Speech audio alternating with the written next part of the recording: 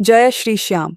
जिंदगी में कुछ ऐसे पल आते हैं जब लगता है कि सारी राहें बंद हो चुकी हैं।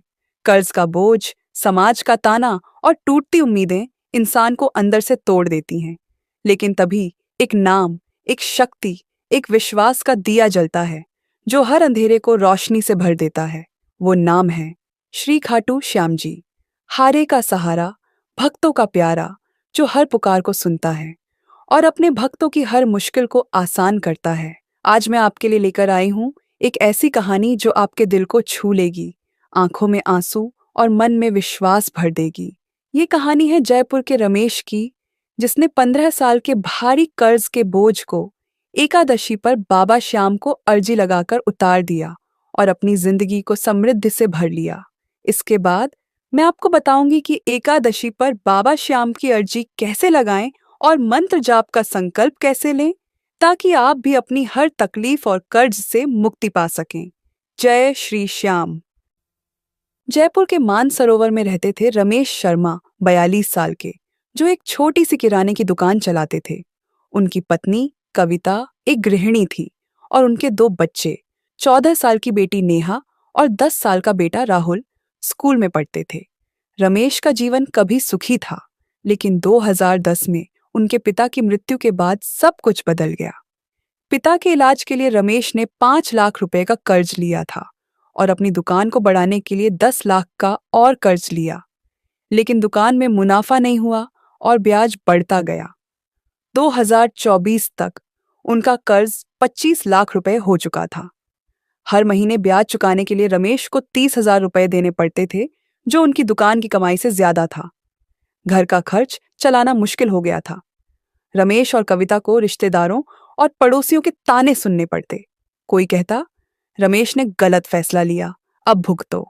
कोई कहता, दुकान बेच दो वरना सड़क पर आ जाओगे। कविता रात रात भर रोती और रमेश चुपके से बाहर बैठकर सिगरेट पीता। बच्चों की स्कूल फीस भी समय पर नहीं भर पाते थे और नेहा को स्कूल में अपमान सहना पड़ता था। रमेश को लगता था कि वह अपने परिवार को खुश नहीं रख पा रहा। कर्ज के साहूकार उनके घर आकर धमकियां देते, अगर इस महीने ब्याज नहीं दिया तो तुम्हारा घर और दुकान बिकवाएंगे। रमेश ने अपनी सारी बचत, यहां तक कि कविता के गहने भी बेच दिए, लेकिन कर्ज कम होने का नाम नहीं ले रहा था। रमेश की मां सरला खाटू श्याम जी की परम भक्त थी। वे हर साल खाटू धाम जाती थीं और वहां से प्रसाद, खिलौना या कुछ न कुछ लाती थीं। सरला ने रमेश और कविता को कई बार कहा, बेटा, बाबा श्याम पर भरोसा रखो, एकादशी को उनकी अर्जी लगाओ, वो हर कर्ज से मुक्ति दिलाते हैं। रमेश और कविता पहले ज्यादा धार्मिक नहीं थे। उन्हें लगता था कि कर्ज का समाधान सिर्फ मेहनत और पैसों से हो सकता है। लेकिन जब हर रास्ता बंद हो गया तो कविता ने सरला की बात मानने का फैसला किया। जनवरी 2024 में शुक्ल पक्ष की एकादशी थी। कविता ने सुबह स्नान किया और घर के छोटे से मंदिर में पूजा की तैयारी शुरू की। उसने एक साफ पाट पर पीला कपड़ा बिछाया, बाबा श्याम की तस्वीर रखी और उनके सामने गुड़, चना, 2 केले और तुलसी के पत्ते चढ़ाए। तुलसी के पत्ते, जो बाबा को बहुत प्रिय हैं, उसने विशेष रूप से चढ़ाए। उसने एक सादा कागज लिया, लाल पेन से उस पर जय श्री श्याम और हारे के सहारे की जय हो लिखा। फिर अपनी मनोकामना लिखी, बाबा, मेरे पति का 25 लाख का कर्ज उतर जाए, हमारे परिवार को समृद्धि दें। उसने कागज में 1 रुपए का सिक्का रखा, उसे अच्छे से फोल्ड किया और नारियल पर रखकर 7 बार कलावा लपेटा। हर लपेट के साथ वह मन ही मन प्रार्थना करती रही, बाबा, हमारी पुकार सुन लो। पूजा के बाद उसने वह अर्जी बाबा की तस्वीर के सामने रख दी और मंत्र जाप का संकल्प लिया, बाबा, मैं रोज 108 बार जय श्री श्याम का जाप करूंगी, मेरी मनोकामना पूरी करें। उसी रात रमेश को एक सपना आया। वह खाटू श्याम धाम में था, जहां बाबा की मूर्ति मोरपंखों से सजी थी। एक नीले झुंझुने की आवाज गूंज रही थी और बाबा ने मुस्कुराते हुए कहा, रमेश, मेरे दर पर आ, सच्चे दिल से मांग, मैं तेरा कर्ज उतार दूंगा। रमेश की नींद खुली और उसका मन शांति से भर गया। उसने कविता को सपना बताया और दोनों ने खाटू धाम जाने का फैसला किया। मार्च 2024 में रमेश, कविता और सरला खाटू श्याम धाम गए। उनके पास ज्यादा पैसे नहीं थे, लेकिन कविता ने अपने आखिरी सोने की चेन बेचकर यात्रा का खर्च निकाला। खाटू पहुंचकर रमेश ने श्याम कुंड में स्नान किया और उस अर्जी को प्रवाहित किया। उसने बाबा से प्रार्थना की, बाबा, मेरे परिवार को कर्ज से मुक्ति दें। मैं आपकी भक्ति में कोई कसर नहीं छोड़ूंगा। उन्होंने बाबा को नारियल, मोरपंख और एक छोटी सी चांदी की माला चढ़ाई। मंदिर से लौटते वक्त उन्होंने एक शाम का एक छोटा स्वरूप खरीदा और उसे अपने मंदिर में रखा। लौटने के बाद रमेश और कविता ने बाबा की भक्ति और बढ़ा दी। वे हर एकादशी पर व्रत रखते और कविता रोज 108 बार जय श्री श्याम का जाप करती। एक दिन रमेश की दुकान पर एक पुराना दोस्त संजय आया। संजय एक बड़े व्यापारी बन चुका था और रमेश की हालत देखकर दुखी हुआ। उसने कहा, रमेश, मैं तुम्हारी दुकान को अपने सुपरमार्केट चेन का हिस्सा बनाना चाहता हूँ। तुम्हें मैनेजर की जॉब दूंगा और तुम्हारा कर्ज चुकाने में मदद करूंगा। रमेश को विश्वास नहीं हुआ, लेकिन संजय ने सचमुच उनकी दुकान को अपने बिजनेस में शामिल किया। रमेश को 50,000 रुपये महीने की तनख्वाह मिलने लगी और संजय ने उनके कर्ज का 10 लाख रुपए चुकाने में मदद की। कविता ने इसे बाबा की कृपा माना। उन्होंने अपने घर में एक छोटा सा भजन कीर्तन शुरू किया, जिसमें पड़ोसी भी शामिल होने लगे। धीरे धीरे रमेश की दुकान फिर से चलने लगी और 2025 तक उनका सारा कर्ज चुक गया। आज रमेश एक सुपरमार्केट के मैनेजर हैं और उनकी अपनी दुकान भी अच्छा मुनाफा दे रही है। नेहा और राहुल की पढ़ाई फिर से शुरू हो गई और परिवार में खुशियां लौट आईं। रमेश और कविता हर साल खाटू धाम जाते हैं और वहां भंडारा करवाते हैं। कविता हर उस व्यक्ति को जो कर्ज से परेशान है, एकादशी पर अर्जी लगाने की सलाह देती है।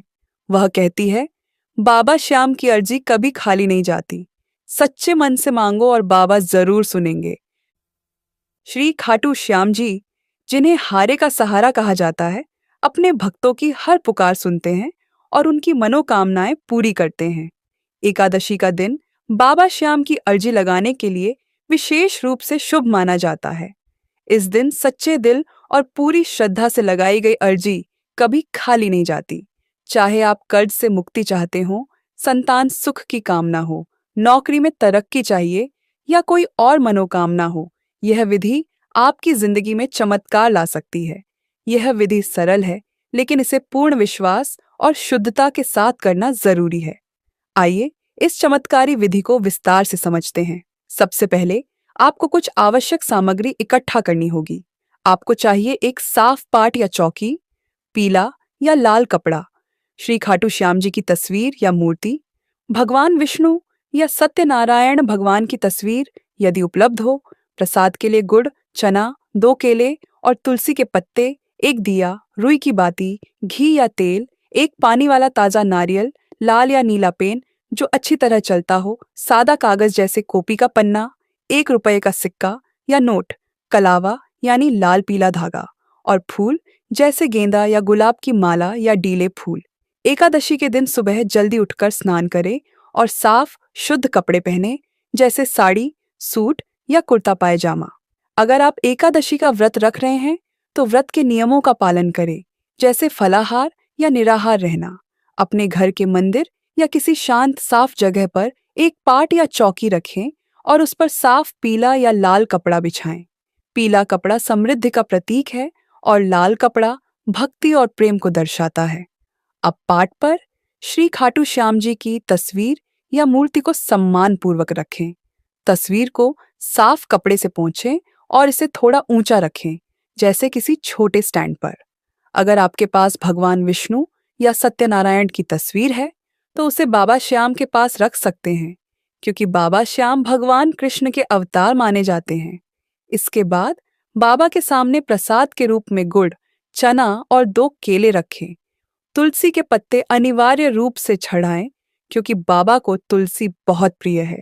अगर आपके पास तुलसी का पौधा है तो ताजे पत्ते तोड़कर चढ़ाएं। फूलों की माला या डीले फूल जैसे गेंदा या गुलाब बाबा को अर्पित करें। एक दिया जलाएं जिसमें घी या तेल और रुई की बाती हो। दिए को बाबा की तस्वीर के दाईं ओर रखें। अगरबत्ती जलाना चाहें तो वह भी जला सकते हैं। अब अर्जी लिखने की प्रक्रिया शुरू करें। एक सादा कागज लें, जैसे बच्चों की कॉपी का पन्ना या कोई साफ कागज। लाल या नीले पेन से सबसे ऊपर बड़े और साफ अक्षरों में लिखें, जय श्री श्याम। इसके ठीक नीचे लिखें, हारे के सहारे की जय हो। अब अपनी मनोकामना को साफ सुथरे अक्षरों में लिखें। मनोकामना को सकारात्मक शब्दों में लिखें और नहीं जैसे नकारात्मक शब्दों का उपयोग न करें। उदाहरण के लिए लिखें, बाबा मेरा कर्ज उतर जाए और मेरे परिवार को समृद्धि मिले, या बाबा मुझे अच्छी नौकरी मिले। आप जितना चाहें उतना लिख सकते हैं, चाहे 2 लाइन हो या 2 पेज, लेकिन लेखन स्पष्ट और साफ होना चाहिए। लिखे हुए कागज में 1 रुपए का सिक्का या नोट रखें। यह सिक्का या नोट आपकी श्रद्धा का प्रतीक है। कागज को इस तरह फोल्ड करें कि सिक्का या नोट बाहर न गिरे। इसे अच्छे से दबाएं ताकि कागज खुल न जाए। अब इस फोल्ड किए हुए कागज को पानी वाले नारियल पर रखें और नारियल को बाबा की तस्वीर के सामने रखें। कलावे यानी लाल पीले धागे को लें और नारियल के चारों ओर 7 बार लपेटें। हर लपेट के साथ मन ही मन अपनी मनोकामना दोहराएं और बाबा से प्रार्थना करें, जैसे, बाबा मेरी अर्जी स्वीकार करें, मेरी मनोकामना पूरी करें। कलावे को अच्छे से बांध लें ताकि वह खुल न जाए। तैयार अर्जी यानी नारियल के साथ बंधा कागज को बाबा की तस्वीर के सामने रखें। दिया जलाएं और हाथ जोड़कर अपनी मनोकामना बाबा को सुनाएं। आप चाहें तो अपनी अर्जी को जोर से पढ़कर भी सुना सकते हैं। कहें, हे श्री श्याम बाबा, मेरी इस अर्जी को स्वीकार करें और मेरी मनोकामना पूरी करें। बाबा को प्रणाम करें और दिए को कुछ देर जलने दें।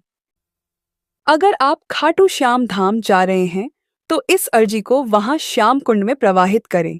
श्याम कुंड में अर्जी प्रवाहित करना बहुत शुभ माना जाता है।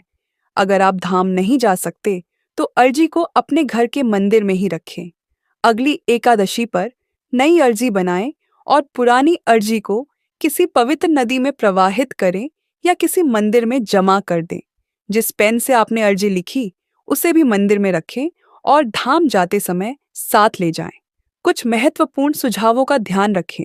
अर्जी को सच्चे दिल और पूर्ण विश्वास के साथ लिखें और चढ़ाएं। बाबा श्याम आपके मन की भावना को देखते हैं। अर्जी में सकारात्मक शब्दों का उपयोग करें। पूजा से पहले स्नान करें और साफ कपड़े पहनें। पूजा स्थल को साफ रखें। पूजा के बाद प्रसाद जैसे गुड़, चना और केले को परिवार और पड़ोसियों में बांटें। इससे बाबा की कृपा और बढ़ती है। अगर संभव हो तो खाटू श्याम धाम जाएं और वहां से कुछ न कुछ जरूर लाएं। एकादशी पर श्री खाटू श्याम जी की अर्जी लगाना एक सरल, शक्तिशाली और चमत्कारी विधि है जो आपके जीवन की हर मुश्किल को आसान बना सकती है। बाबा श्याम की भक्ति में इतनी शक्ति है कि वो हर असंभव को संभव बना देते हैं। इस विधि को पूरी श्रद्धा और विश्वास के साथ अपनाएं और अगली एकादशी पर अर्जी लगाकर बाबा की कृपा का अनुभव करें। जय श्री श्याम।